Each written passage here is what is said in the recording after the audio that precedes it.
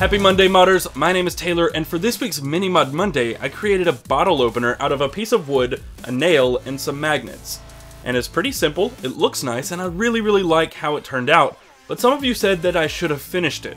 And truth be told, I wanted to finish it in the original video, but it's a mini mod, and I kind of ran out of time. I didn't have a lot of time to prepare for the mod, and I didn't have time to gather all the resources, ergo, I didn't get any stain, I didn't get any paint or anything, and I didn't want to just paint it. I didn't want to use a typical stain on something like this. This deserves to be rustic and look really cool and aged like it's been around for years, or centuries, or something. Because it is very rustic by nature, I wanted to age it, and I wasn't sure exactly how to do that, and then I stumbled across something that makes it very easy. This was the second one that I made. This was the original in the video, and I did this morning and it took about an hour. As you can see, the difference is significant, and it looks like a piece of wood that's been sitting outside for years. So I actually went on a little excursion last night to get all the materials to make the stain, and it's actually very easy to make, it's very cheap to make, and all the materials are very easy to find, which is unlike anything else I've done on this channel. So first you're going to need some vinegar, and really depending on what you want, you're going to choose a different type of vinegar.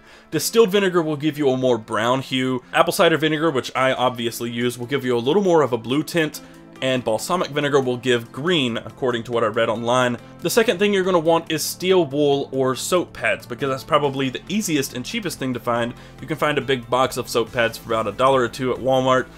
You can also get just plain steel wool. If you want to go for the more blue effect, the soap pads are the way to go because they also have a blue tint, and that's going to give a little more blue to this. And the third ingredient is also very cheap, and some of you probably have it already around your house, some coffee grounds. You can use used coffee grounds or new coffee grounds. You'll probably get a more dramatic effect from instant coffee because it reacts the most with water, but any old coffee will do, and proportions of all these don't really matter all that much. You can mix and match and tweak it just to get the effect you want. I used about 2 or 3 cups of vinegar, 2 steel wool pads, and about a tablespoon of coffee.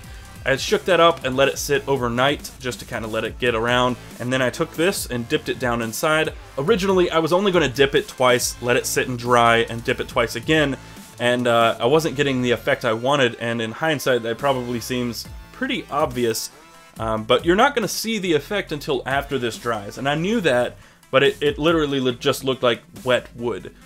So it didn't look like it was doing anything at all, and I had read some people had failed at it. But in this oak, you could see the grain just start to darken up really dark, and the rest just looked pretty much like this, like normal. So it'll soak in different places a little faster, and I will use a different type of glue in the future on this because the Gorilla Glue got spread around and it doesn't really stain where the glue was. So I'm probably going to use super glue next time, which I probably should have done originally, but I just had contact cement, so I used what I had. But you're not going to see the effect until this does dry. So once you've dipped it, I actually let it sit in there for about 5 minutes, took it out, let it dry a little bit, and dipped it in a couple more times. So I actually lathered this on really well and let it really soak into the wood. And then I hung it up in a tree to dry. Obviously, it's overcast today, so it didn't dry on its own. I just took it to a hairdryer and sped up the process a little more. But if you don't get it as dark as you'd like, the great news is you probably have some solution left over and you can dip it again. The beauty of that solution is that the longer you leave it there, the more potent it will become because it continues to decompose.